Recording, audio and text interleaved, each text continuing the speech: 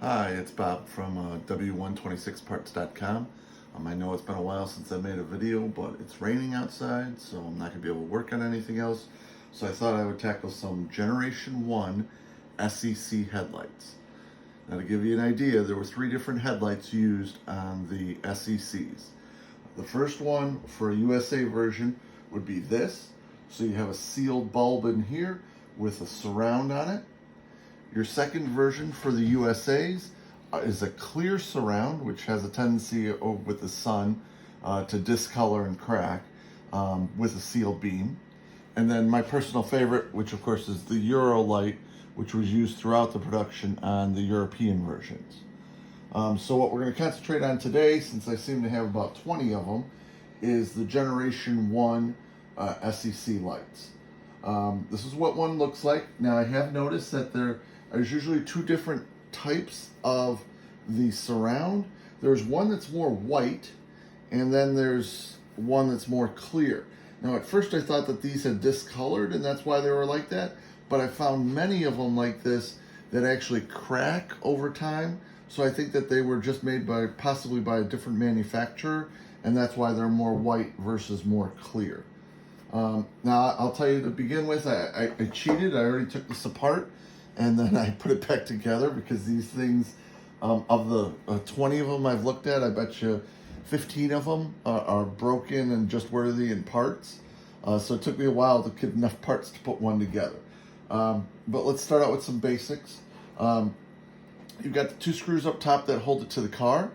Now there's also 1 screw on the bottom with a bracket, and it's either a short bracket like this or a longer bracket, and these I custom make because when you take your windshield wiper or your headlight wipers out, there's nothing supporting the light underneath. And when you see any of these, the Europeans or any of them, where they're cracked up top here, it's because no one put in a lower support on it.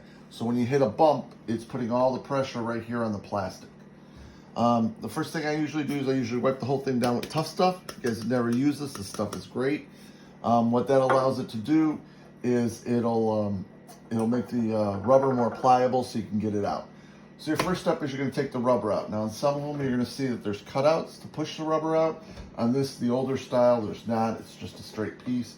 So you just got to get the rubber underneath. You're going to pull the rubber out. When you get to the sides,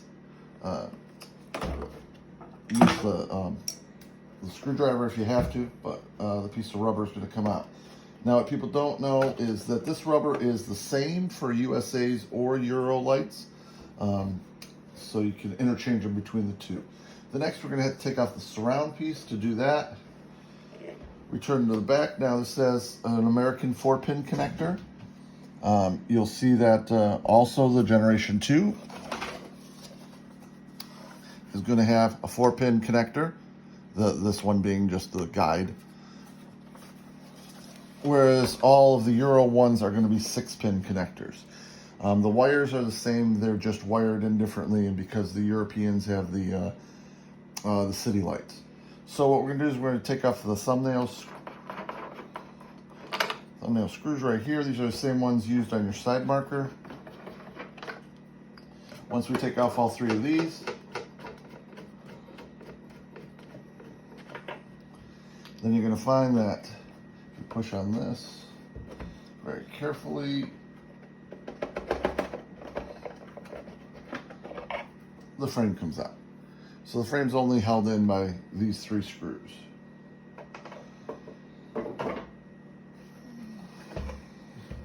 Next, you got your sealed beam, and to change your lights, you're actually having to go through all this. You're going to take out the 4 screws, which hold in the chrome frame.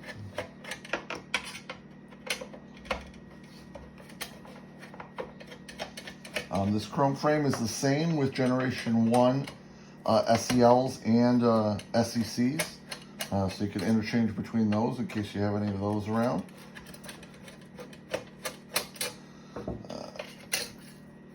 Once you get the frame out, then the light is going to be floating in there. If I can get the headlight out here. Come on. There we go. So there's nothing else that holds the headlight to that. pull the connector out.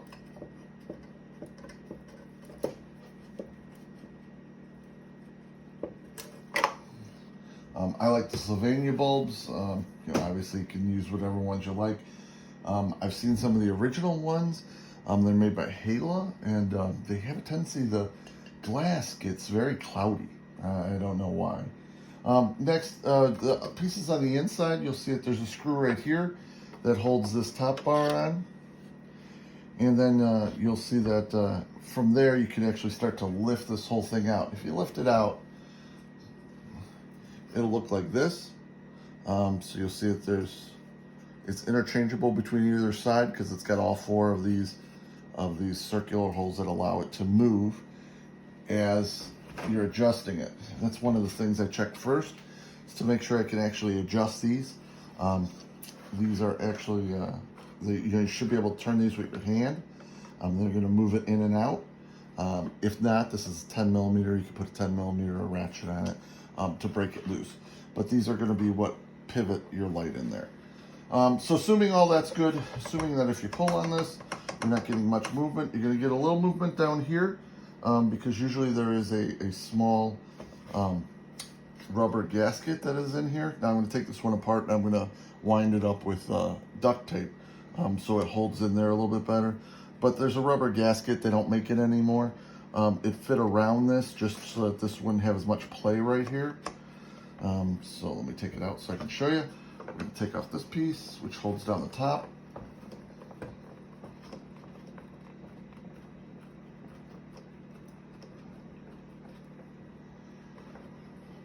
And it'll slide out here. So now there's nothing holding it up top here, and in the bottom it's just inside of this holder. So all that leaves us with is this piece right over here, and this piece is going to be held on by turning this, which actually I'm going to grab a ratchet. In the meantime, my wife is going to show you all the different lights while I'm grabbing the correct tool.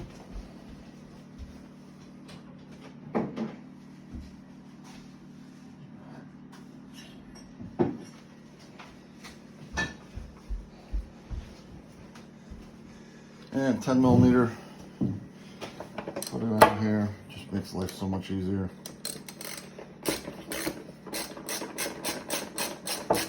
And what that's going to allow me to do is take off this entire carrier so that I can wrap that one part in duct tape so that we can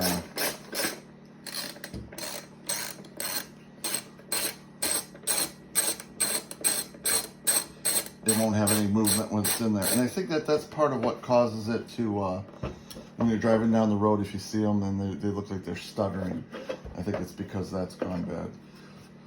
So now I've got this piece out. Here's the piece I just took the screw out from. It's right here, the adjustment screw. And I left this part in. So all I'm going to do now is I'm just going to wrap this in duct tape, put it back in there, put it back together, put the new light bulb on, and then it'll be good to go. Maybe in the next week or two, I'll take apart a Generation 2 USA. The biggest thing with this is obviously the surround, but they do have a tendency to get broken. But what I would suggest is before you start to take them apart, is look at them. I mean, if the housing is cracked or that, you know, you're probably better off just trying to find another one. These things are way more fragile than they should be. Also, over the years of people changing the light bulbs, because you have to do so many things to change the light bulbs, they've left screws out, they've stripped screws, it won't adjust anymore. I mean, you really need to make sure that both of these are turning properly.